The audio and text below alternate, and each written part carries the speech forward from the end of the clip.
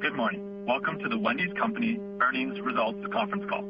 All lines have been placed on mute to prevent any background noise. After the speaker's remarks, there'll be a question and answer session. If you'd like to ask a question during this time, simply press star followed by the number 1 on your telephone keypad. If you'd like to withdraw your question, press the pound key. Thank you. Greg Lemenchek, Senior Director, Investor Relations and Corporate FP&A, you may begin your conference.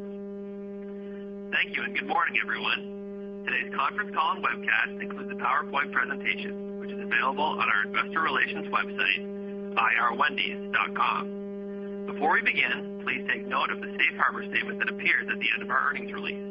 This disclosure reminds investors that certain information we may discuss today is forward-looking. Various factors can affect our results and cause those results to differ materially from the projections set forth in our forward-looking statements. Also, some of today's comments will reference non-GAAP financial measures. Investors should refer to our reconciliations of non-GAAP financial measures to the most directly comparable GAAP measure at the end of this presentation or in our earnings release. On our conference call today, our President and Chief Executive Officer, Todd Penegor, and our Chief Financial Officer, Dr. Plush, will provide a business update and share our 2020 third quarter results. From there, we'll open up the line for questions. And with that, I will hand things over to Todd. Thanks, Greg, and good morning, everyone.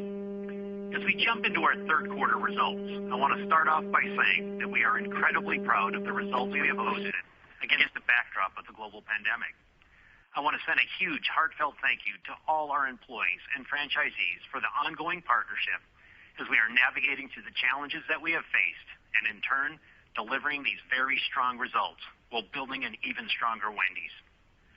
In the third quarter, we delivered our highest global same-restaurant sales growth number in over 15 years on the strength of our breakfast daypart, our growing digital business, and increased mobility. This momentum continued into October, where we saw U.S. same-restaurant sales of 6.6% on a one-year basis and in the low teens on a two-year basis. On top of the sales momentum we have built in the third quarter, we also grew our restaurant margin to approximately 17%, and we did this despite significant commodity headwinds. Our focus remains on ensuring that we have a strong restaurant economic model across our system, and we are doing just that. Our cash balance continues to grow, coming in at over $350 million at the end of the quarter, up from $275 million at the end of July, driven by our strong third quarter results. We also benefited from the collection of 2 additional royalty payments as our franchisees paid back the amounts that had been deferred in the second quarter as part of our COVID relief package, a testament to the health of our franchise system. We announced this morning that our board has approved a quarterly dividend of 7 cents, which is an increase of 40%. Our strengthening liquidity position, along with the momentum we are seeing in our business, supports this increase, while still having plenty of flexibility to invest in growth, which is priority number 1 in our capital allocation policy. As we look to the future, we remain committed to our long-term growth initiatives, which are to build our breakfast daypart, grow our digital business, and accelerate growth internationally. Our goal remains the same, which is to drive efficient, accelerated growth, and we continue to deliver on that commitment. Moving on to provide more detail on our recent U.S. sales performance. We have momentum, and our 2-year same-restaurant sales accelerated meaningfully in Q3. Our same-restaurant sales in the third quarter significantly improved to 7% on a one-year and 11.5% on a 2-year basis as we saw customer counts continue to improve as mobility increased.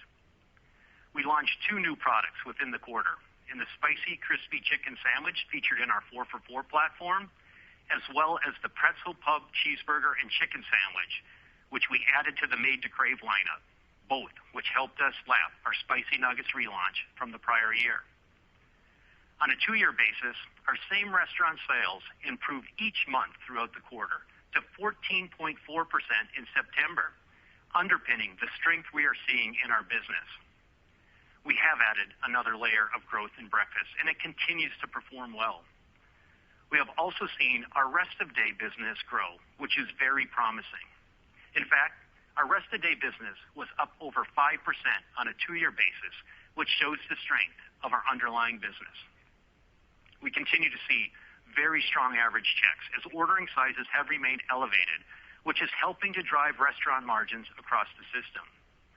Another key indicator of success for us is how we compare against our QSR burger peers within NPD Crest. And year-to-date, Wendy's traffic trends have outperformed QSR burger chain leaders versus the same period a year ago. As we look to the fourth quarter, we are excited about the marketing and promotional plans we have in place. We will continue to drive awareness across our breakfast business, as well as launch our new classic chicken sandwich that has been renovated and will allow us to compete with anyone. Sales growth, share growth, and profit growth are a winning formula that we plan to continue to execute on moving forward. We could not be more pleased with our breakfast day part as average weekly sales continue to grow in the third quarter.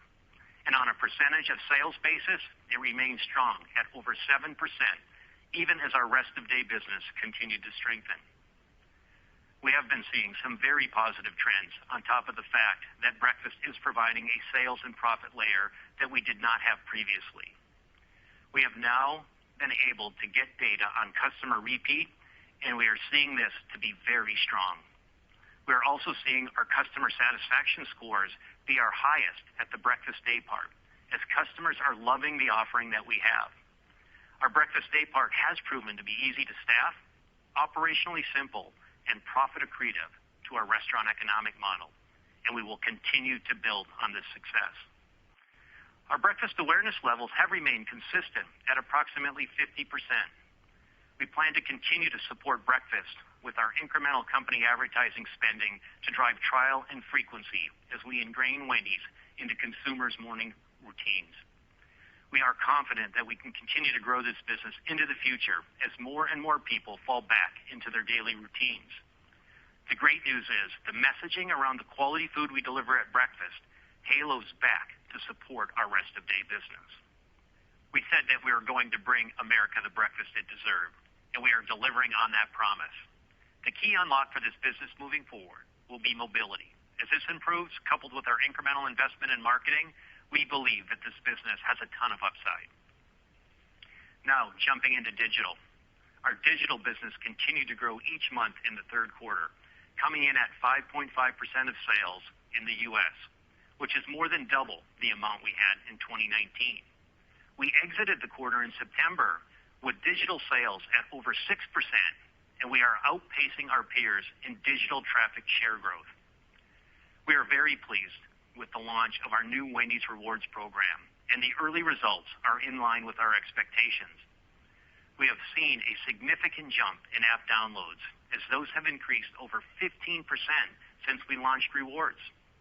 We have also seen higher average checks and higher frequency, both of which were expected benefits of the program. We are excited about this program and will continue to drive awareness through compelling offers and within our marketing messaging to grow this program in the coming months. Digital is one of our key growth pillars, and we continue to pace ahead of our expectations. We expect this business to build even more as we continue to make significant investments in this area. Our restaurants are essential to feeding our communities, and we could not do this without great leadership and support from our dedicated restaurant teams who are on the front lines every day. We have now opened dining rooms in many of our restaurants, and as of the end of September, approximately 75% of the dining rooms were open for carryout and in some cases dine-in services. As we have opened dining rooms, we have seen about 10 to 15% of our sales coming through either carryout or dine-in. We will continue to reopen in a thoughtful phased approach to ensure the safety of our crews and customers, as well as making sure that it makes sense economically. Our staffing levels remain strong in our company restaurants, with the lowest turnover rates that we have seen in over a decade. We know that when staffing levels are good and turnover is low, that we can drive an exceptional customer experience, and we are doing just that. Customers are noticing these operational improvements as overall satisfaction scores, including speed, taste, and order accuracy, have seen significant improvements. An outcome of all of these things has been an accelerating restaurant margin in our company restaurants, which increased 70 basis points from the prior year, despite a challenging commodity environment. We believe that we have found operating model efficiencies which should result in strong restaurant margins on a go-forward basis. Our international business also improved significantly in the third quarter.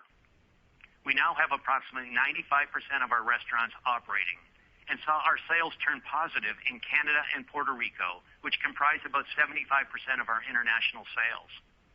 In Canada, our digital sales penetration has doubled from last year, reaching almost 10%, and we continue to outperform our QSR burger competitors in both dollar and traffic share gains. In Puerto Rico, our same restaurant sales grew to almost 20% as we leaned in on our local fresh beef differentiation.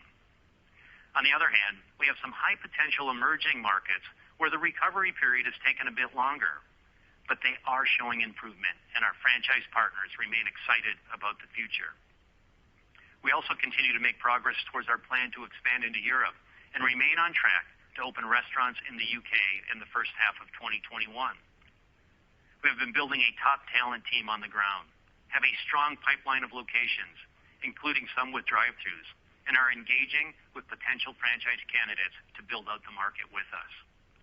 International expansion remains one of our three growth pillars, and we are excited to continue to grow our Wendy's footprint around the world.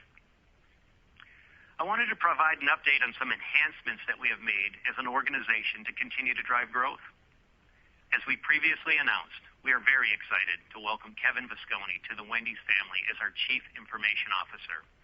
Technology is a critical growth driver for our brand, and Kevin is the ideal leader to join a talented team and help take us to the next level. We are confident that his industry-leading experience will help us to accelerate the growth we have already seen across our technology channels in 2020. We have recently taken the opportunity to look at the way we work, and we believe there's a better way to utilize our resources to drive the business. We have made the decision to reorganize our operations team in the U.S. under one leader, responsible for company and franchise restaurants, and Deepak Ajmani has assumed this position. He has over 30 years of Wendy's experience, and we are confident he will help us create even better and more consistent experiences across all our restaurants. We are also optimizing our field structure to ensure that our restaurants are set up for success moving forward. Lastly, we also expect to incur contract termination charges, including the planned closure of certain field offices, as we have found that people can be just as effective working remotely. As a result of these changes, we implemented a restructuring plan with expected total costs of approximately $7 to $9 million. Investing in growth is our top priority, and we will be taking the savings from these changes and putting them right back into the business to fuel growth. We have made the decision to create a diversity, equity, and inclusion office and are currently in the process of hiring someone to lead that team. We are also reinvesting back into our technology organization to continue to drive that business. Lastly, we are adding resources to our international franchise recruiting team to support our international expansion plans. Our company-wide response to the pandemic reinforces the values that Dave Thomas instilled over 50 years ago when he founded this great brand, the values that continue to guide us today. The health, safety, and well-being of our teams and customers has always been and will continue to be our top priority. Our system will remain focused on continuing to provide essential access to high-quality, affordable food to all our communities around the world. A differentiator for us continues to be the relationship that we have with our franchisees. The partnership across our system this year, as we have navigated these unprecedented times, has been nothing short of incredible. We recently hosted our annual convention virtually, and it was great to get our system together to highlight all our accomplishments over the last year, while aligning everyone behind the plans to finish the year strong and continue the momentum into 2021. We have successfully partnered with our franchisees to navigate through a global pandemic and launched our breakfast day part. And along the way, built an even stronger culture in support of this special brand. Everything we do at Wendy's is focused on bringing our vision to life, which is to become the world's most thriving and beloved restaurant brand. With the momentum that we have in our business on the top and bottom line, and as we continue to execute against our strategic growth initiatives, we are well on our way. I will now hand things over to GP to talk through our third quarter results. Thanks, Todd. We are very proud of our third quarter results in the current environment, which showcased very strong same-restaurant sales and core earnings growth. Our global same-restaurant sales accelerated in quarter three on the strength of our breakfast daypart, which contributed approximately 6.5% to our U.S. same-restaurant sales, a growing digital business, and increased mobility. The momentum that we were able to build in our business helped us to successfully lap the strong spicy chicken nuggets results from the prior year, and on top of that, achieve our highest global SRS in over 15 years. Year-over-year company restaurant margin increased by 70 basis points to approximately 17%, primarily driven by higher average check and lower than expected local advertising spend. These benefits were partially offset by customer count declines as a result of the pandemic, higher commodity cost of approximately 5%, and labor rate increases. The increase in G&A was primarily driven by lapping a reduction in the legal reserve related to the financial institution case in the prior year. Excluding this, G&A would have decreased by approximately 3%. This was due to a lower incentive compensation accrual and reduced travel, partially offset by an increase in professional fees, which was mainly driven by higher IT-related cost. Adjusted EBITDA increased by about 8% to $119 million. This was primarily driven by higher franchise royalty revenues and fees, lower franchise support and other costs, as we lapped part of the company's investment in digital scanners, and an increase in company-operated restaurant margin. These benefits were partially offset by our investment in incremental breakfast advertising of $6.2 million in the quarter. Adjusted earnings per share was flat to prior year at 19 cents. The increase in adjusted EBITDA we benefited from was offset by a higher year-over-year tax rate, primarily due to a tax reserve release the company recognized in quarter three of 2019. Our free cash flow in the third quarter increased significantly to approximately $120 million, as we benefited from 2 additional royalty payments. These additional payments were due to the repayment timing of the deferrals that we allowed under our COVID relief package to franchisees. We did not experience any material collection issues related to these repayments, which demonstrates the financial strength of our franchise system. Year to date, excluding the $24.7 million payment related to the settlement of the financial institution case, our cash flow was approximately $158 million. We are confident in the momentum we have in our business on the top and bottom line as we head into the fourth quarter and as we look ahead to 2021. Given the continued volatility and uncertainty surrounding the future impact of COVID-19 on the global economy and its impacts to our company, we are still unable to provide a 2020 and long-term outlook. We are planning to reintroduce guidance as part of our fourth quarter earnings release in early March. We did, however, want to provide an update on a few underlying aspects of our financial outlook. We are now estimating commodity inflation for 2020 to be approximately 2%, which is locked in for the remainder of the year. This is a decrease from our prior expectation of 3%, driven primarily by lower than projected beef prices in quarter four. We are now expecting G&A of approximately $205 million as we continue to manage our G&A spending tightly.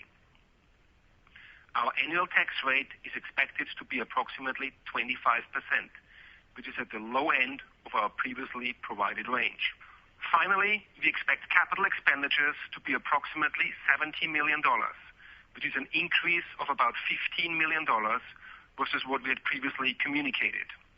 As our business has improved over the last few months, we made the decision to ramp up capital spending in development and technology to set us up to drive growth in the future. Lastly, let's talk about our capital allocation policy, which remains unchanged. Our number one priority remains investing in profitable growth. We're disciplined in our investment choices and always focused on ensuring a strong financial return for our franchisees and for us as the franchisor. We have done so with our $15 million incremental advertising investment for breakfast in 2020, and we plan to continue our incremental spending in 2021. As previously disclosed, our largest franchisee, NTC, filed for Chapter 11 bankruptcy and is seeking to sell its Wendy's restaurants through a court-approved auction process. We are actively participating in the proceedings and continue to evaluate our strategic alternatives. This includes asserting our consent rights as franchisor, as well as the possibility of acquiring one or two markets as part of a consortium bid with a group of pre-qualified franchisees who would purchase the other markets. As we have said previously, we may buy and sell company-operated restaurants to enhance our restaurant footprint. It is our intention to maintain our approximately 5% ownership. We announced today the declaration of our quarterly cash dividend, and we are increasing it by 40% to 7 cents per share, payable in December.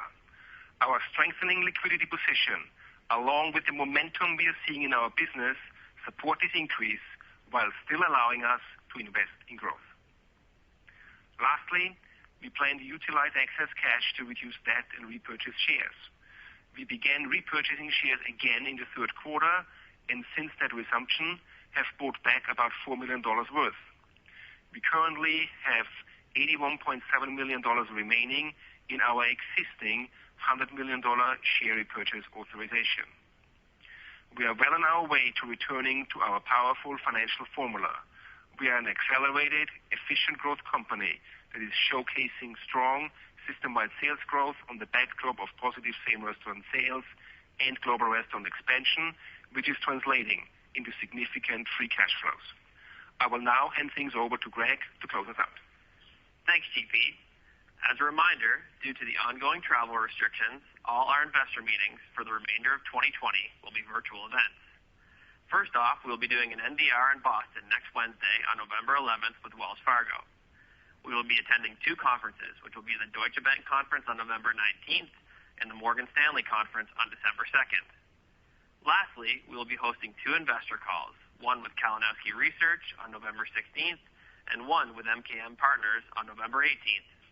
If you're interested in joining us at any of these events, please contact the respective sell-side analyst or equity sales contact at the host firm. As we transition into our Q&A section, we will be doing this slightly different this quarter. Due to the high number of covering analysts, we'll be limiting everyone to one question only. With that, we're ready to take your questions. Thank you. Your first question comes from David Palmer of Evercore ISI. Your line is open. Thank you. One question here. I guess the question would have to be about breakfast, and if you could just make a statement. I think people can see that the breakfast mix has been strong, around 7%. That looks to be more or less what your comps are. How are you thinking about the breakfast learnings from this year? What's gone better or worse than expectation? And then how should we be thinking about the potential for Wendy's making an extra marketing contribution for breakfast in 21? Thanks. Yeah, David, great question. I mean, in the face of the pandemic, with mobility being down, morning routines completely disrupted, we're very happy with how our breakfast business has been performing. And we still have a lot of opportunity to continue to drive awareness. We're at the 50% level. We have a lot of opportunity to continue to drive trial. We're seeing great repeat with some of our heavier users. So we know there's a great opportunity to get our breakfast offerings into more consumers. And in fact, a high percentage of our existing Wendy's customers haven't even tried our breakfast offering as of yet. So we're feeling very bullish about the future on where breakfast can go as routines come back, as mobility continues to increase. We will continue to provide appropriate support on our breakfast day part, but it is a nice mix between what we do rest of the day, what we do at breakfast, as it all halos back to both day parts, really separating ourselves on quality. Your next question comes from John Ivankoe of J.P. Morgan. Your line is open. Hi, great, thank you. The question is on the high-profile hiring of Kevin Visconti as your Chief Technology Officer. Obviously, coming from Domino's, great technology company, great user of data, what have you. I don't want you to necessarily comment on what Domino's has done, or and what parts of their strategy have been successful. But I would like to know, what kind of core attributes or change that you think Kevin could bring to the organization, as it relates to things like loyalty, use of specific customized consumer data, potentially delivery, if that was something that that you've talked to him about, or maybe using technology and data for store location. So am I kind of thinking about that hire in the right way of kind of driving those functionalities, or what specifically do you think you can or functional attributes that you think Kevin can add to Wendy's in the short to longer term? Thanks. Thanks, John. No, I'm very pleased to have Kevin join our organization. Not only does he bring a great track record to the table to help Wendy's take our technology journey to the next level, he's a great cultural fit for our organization. And as you think about the progress we've made, digital mix being at 5.5%, actually exiting the third quarter at over 6%, we do have a strong foundation. And we're pleased to have Kevin here working with a really strong technology team underneath him to continue to raise the bar and ingrain more of this into our restaurant operating model. We've seen a lot of app downloads with loyalty, and we're seeing increased frequency. We're seeing nice average check. How do we continue to drive that even further? How do we let technology around mobile ordering get really complemented with mobile grab and go and curbside delivery into our restaurants to create an even more seamless experience? And ultimately, how do we capture and leverage all of this data to really have more personalized communication, one-to-one communication? And those are all things that Kevin has had in his past that we've been working on, that with his leadership, we're confident that can continue to accelerate into the future.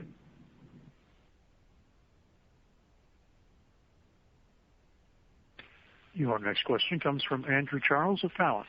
Your line is open. Great, thank you. Given the sales strength the domestic system is seeing, along with the strong flow through that we've been observing so far in 2020 as well, while you were doing work before the pandemic to help shrink the size of the restaurant prototype, at least in the dining room, and perhaps, the elimination of the dining room altogether to help maximize ROI, can you talk about your confidence that this will manifest in a development uptick in 2021 domestically? It's a great question, and as you know, we've had a variety of footprints, so we've been well ahead of the curve on different sizes. We have had traditional freestanding restaurants at 65 plus seats, all the way down to Smart 2.0 designs with 30 seats. We also have a new appetite to look at drive-through only restaurants, and we've got some prototypes that are going out in place to continue to test and learn on that front. And I think it's important to have a portfolio of restaurants of different sizes to really make sure that we've got solutions for any trade area that's out there. And if you think about the access to real estate, you think about the access for conversions, and we've got a conversion task force in place and really comfortable converting any type restaurant into a Wendy's restaurant. I think all of those play into an opportunity to accelerate development into the future.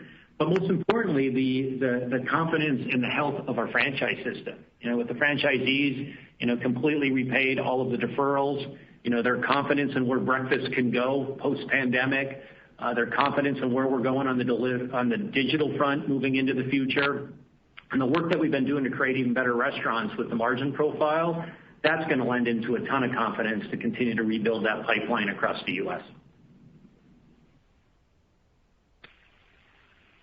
Your next question comes from Eric Gonzalez of KeyBanc Capital. Your line is open. Hey, thanks for the question. I just want to ask you about October. Obviously, really strong momentum in the month. And just curious, you launched this new classic chicken sandwich. I'm wondering how that might have factored into those results and whether you're getting good trial versus expectations. And then on that sandwich, do you think you're getting credit from the consumer for the quality improvement and whether that consumer is willing to sort of pay up to the $4.99 price point, which is a little bit higher than some of your competitors? Thanks. Yeah, if you look at our October results, classic chicken hasn't even really been launched. We've had some PR. It started to roll into the restaurants late in October. But we're really scheduled to launch this in a big way starting next week. We're going to include it in a 2 for $5 promotion to ensure we drive a lot of trial. The work that the team did to create a new crispy and juicier filet, we're quite proud of.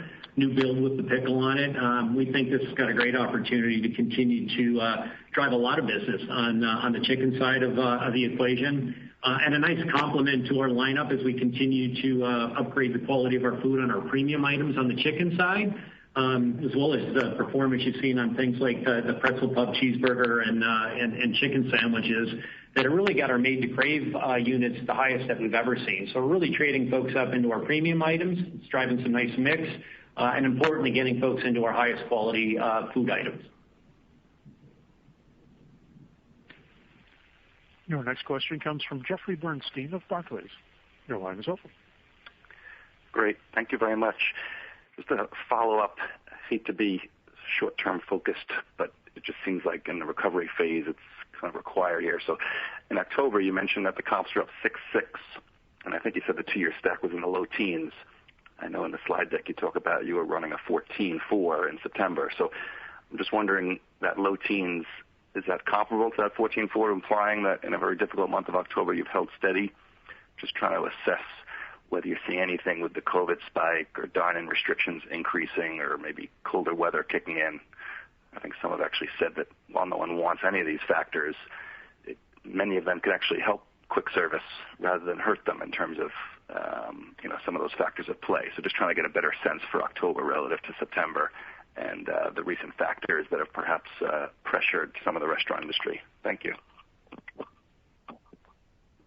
Good morning, Jeff. This is Gunther. Yes, you got the numbers right. It was 6.6% in October and low teens on a two-year basis. We're happy with the results. We continue to have momentum, and it's really in line with our financial plan that we have in the fourth quarter. So we're happy about it. There are a lot of factors that could be playing in. We don't want to go into the details of this on the call, but our takeaway is we are on plan with how we performed in October. Your next question comes from Nicole Miller of Piper Sandler. Your line is open. Good morning, and thank you.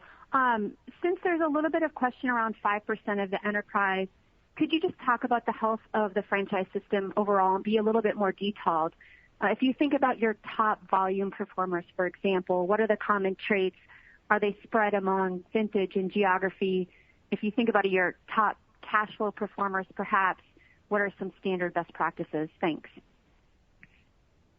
Yeah, if you look at the health of the franchise system by and large, and it's very strong. I think the real testament is all the deferrals that we put in place through the early days with the COVID relief package.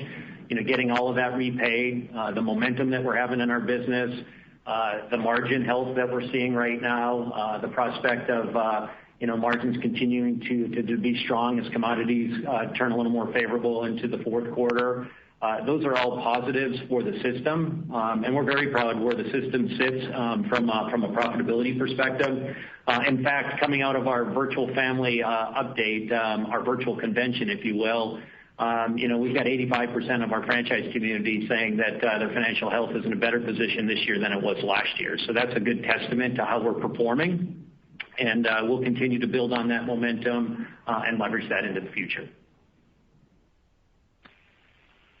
Your next question comes from Chris O'Cull of Stifel. Your line is open. Thanks. Todd, it's encouraging to see the breakfast sales or mix stay relatively stable as sales recover for the remaining day parts. But with the comp heavily skewed by check average changes, it's hard to know whether breakfast is generating the number of transactions that you guys initially expected to justify, continuing to move into that business. So can you shed a little more light into the breakfast economics for franchisees compared to where you expected it initially? Yeah, Chris, clearly with mobility down and the morning routine disrupted, we'd be hoping for even more on the breakfast front, but we're still, at the low end of what we had guided to a year ago, which was pre-pandemic. So with all of those headwinds to still be within that guidance range, we feel very proud. You're seeing average check be a little bit higher as folks are, utilizing breakfast a little bit differently as, items per half hour seem to skew a little bit later in the morning rather than early in the morning. You do see some of those breakfast items being brought back home.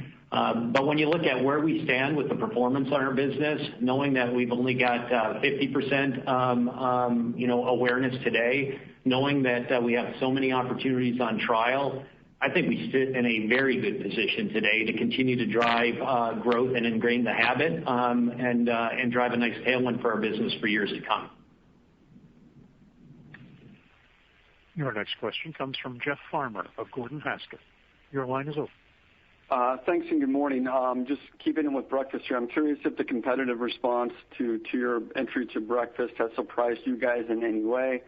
Was it more aggressive, less aggressive? Do you think there's more to come in terms of sort of competitive response as we get deeper into the fourth quarter? Any color there would be helpful. Good morning, Jeff. We're happy with our breakfast performance. And as we said repeatedly in the past, whenever we launched breakfast, we knew it would be competitive. I would say early part of the year, it was probably less competitive than we thought. It has stepped up a little bit, and we are prepared for it, and we are continuing to be pleased with our breakfast results, right? Our sales have grown in the third quarter versus the second quarter. We had great sales levels, and as Todd said, a lot of tailwinds to be had. There's one interesting factoid I want to point out. We always said it's going to take a fair amount of time to ingrain this habit. And as you know, we had breakfast in about 350 of our restaurants, the old version of it. We converted this, and it was really encouraging. There was a habit ingrained.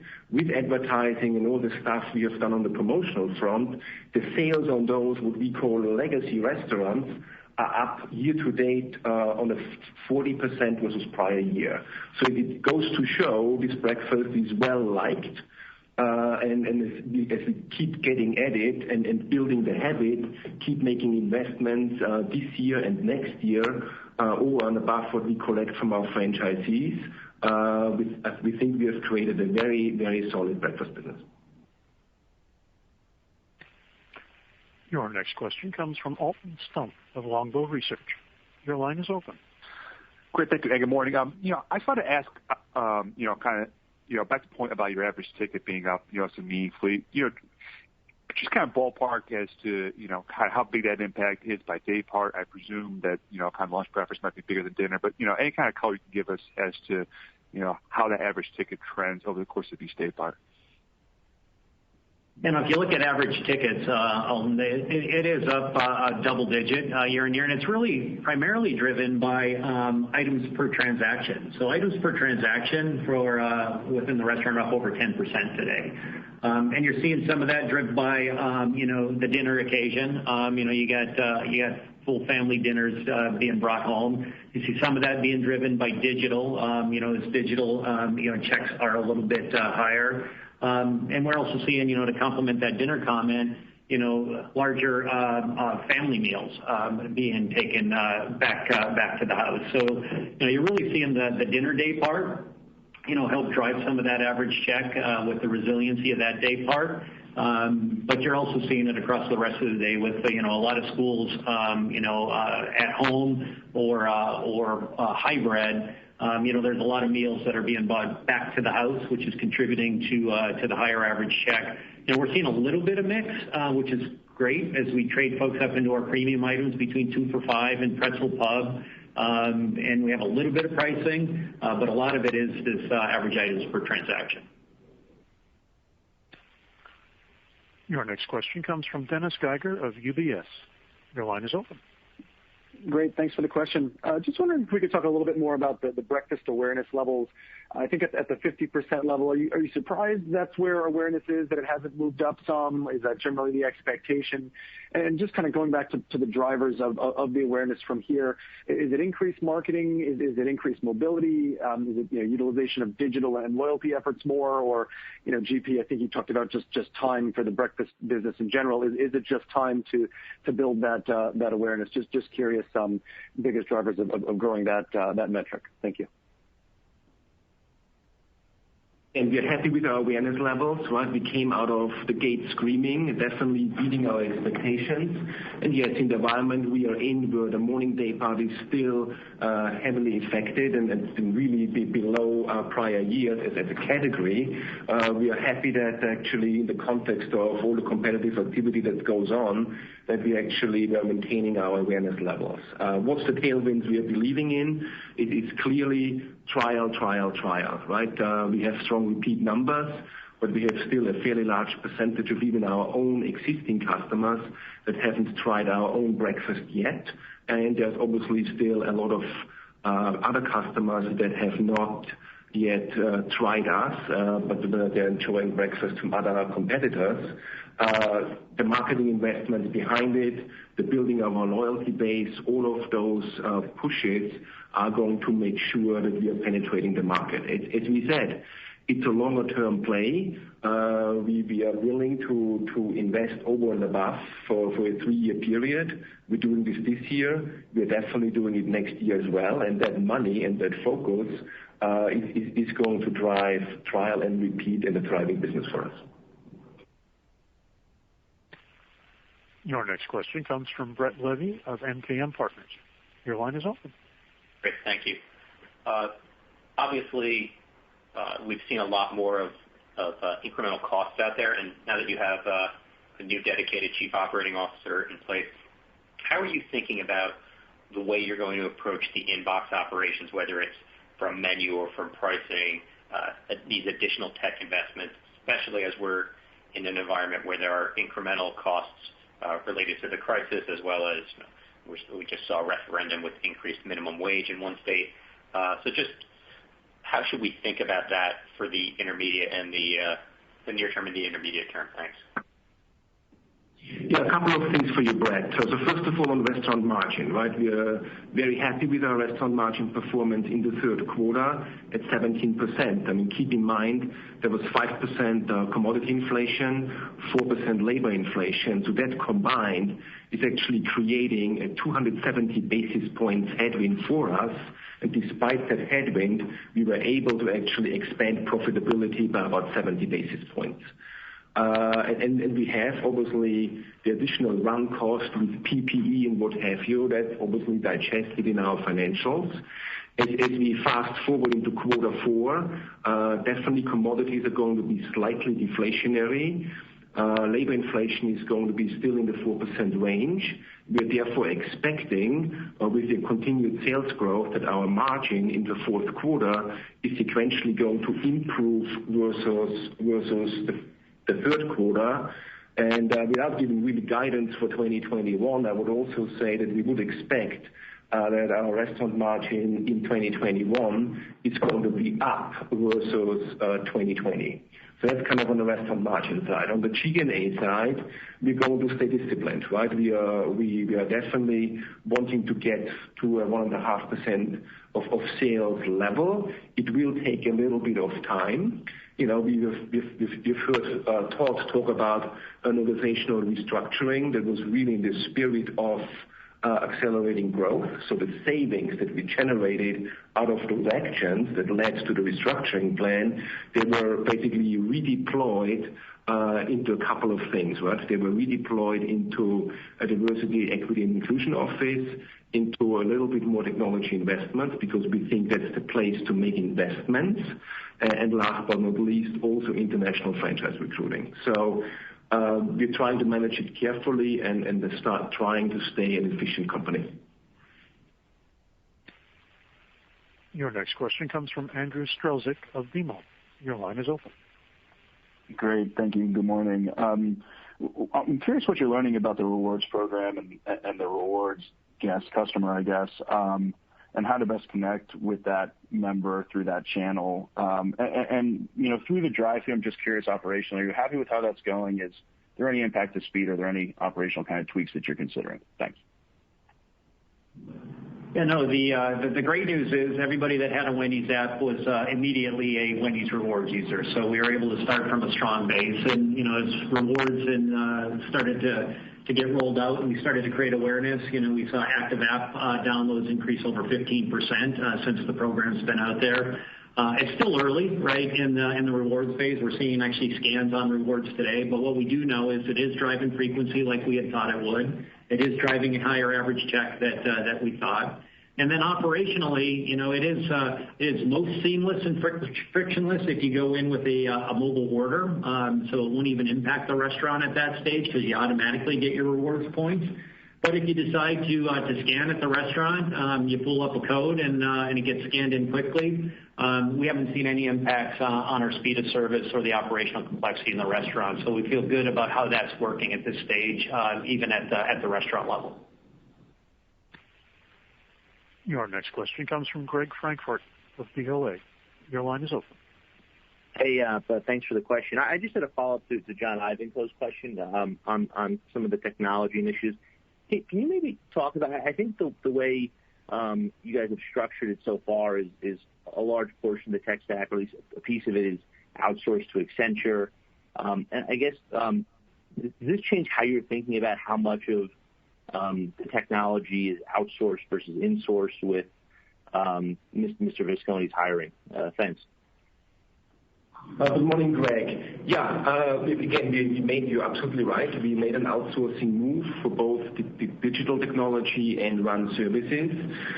So far, this transition is actually going very well. We are happy with the results we are getting, and we're really having our technology organization focused on more strategic initiatives and not being sidetracked with kind of run issues that can come up every single day. Obviously, Kevin is going to look at his operation, look at the level of talent. We think we have a very talented technology organization out there that is going to be able to accelerate, since we have kind of removed the shackles around keep doing firefighting, help desk tickets, and the like. So we think it will accelerate under his leadership. And as we pointed out, some of the savings out of the restructuring were reinvested back into the technology organization to strengthen that further. Your next question comes from James Sanderson of Northcoast Research. Your line is open. Good morning. Thanks for the question. I wanted to briefly follow up on your expansion into the UK. You mentioned that you still intend to open up a store, I think, in first half of 2021. I was wondering whether you've revisited the store design, potentially pulling back on dine-in and potentially focusing more on off-premises business, on delivery, third-party, just more or less any change in the way you're looking at expansion into Europe post-COVID. Thank you. Thanks for the question, James. Yeah, we're still committed to open restaurants in the UK in the first half of next year. Although there are more restrictions going on in that market today, construction is exempted, so we'll have the opportunity to continue to build for the future. As we've looked at the sites, we do have a combination of traditional inline, but we also have some drive-through sites. But as we looked at the design of that restaurant, it really is technology enabled. It does allow for a mobile experience to get easy in and out. It does get set up quite nicely for delivery experiences. So all of those things have already been contemplated in the design, and we feel good that we'll have a good mix of locations. Both traditional freestanding with drive-throughs as well as, inline that are technology enabled and operationally efficient to support the consumer and the drivers. Your next question comes from James Rutherford of Stephens. Your line is open. Yeah, thank you. It seems like most of your promotions have centered around chicken in the third quarter and so far into the fourth quarter here. I was just curious, with beef prices having really moved into your favor here in the fourth quarter, is there a potential you would shift some of those promotions more to core beef, which perhaps would bring a higher check? It's a great question. As you think about the third quarter, yeah, we did have the spicy crispy chicken sandwich that we put into the 4 for $4, which drove some news around 4 for $4, which was good to keep the awareness high. But if you think about the third quarter, the pretzel pub cheeseburger was a big play on the hamburger, and that was featured more than the chicken sandwich. So we did have a nice balance on chicken and hamburger in Q3. you think about Q4, we're talking about the classic chicken sandwich coming back, but we also said it was in a 2 for $5 promotion, which will allow us to feature a lot of our premium items, not just chicken necessarily.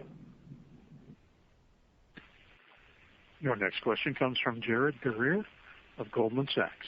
Your line is open.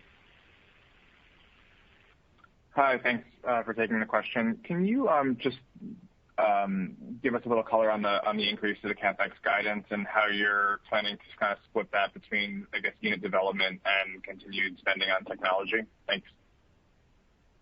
Good morning, Jared. Yeah, we're doing better, right? We have momentum in the business. We have a good outlook on our liquidity position, and we literally went back to the original plan. Because again, right as the pandemic hit, we slowed down some development capital and some IT capital, and as we then having more confidence, we're basically restarting those plans on both the development side and the technology side. So back to original plan and back to there and thereabouts capital levels that we have talked about pre-pandemic.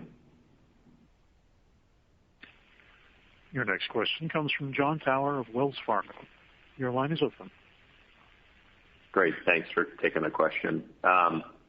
Just curious, what your largest competitor in the U.S. moved to a different marketing tack in September, and clearly your results held up very well in the face of that what seemingly was a very strong promotion by that brand.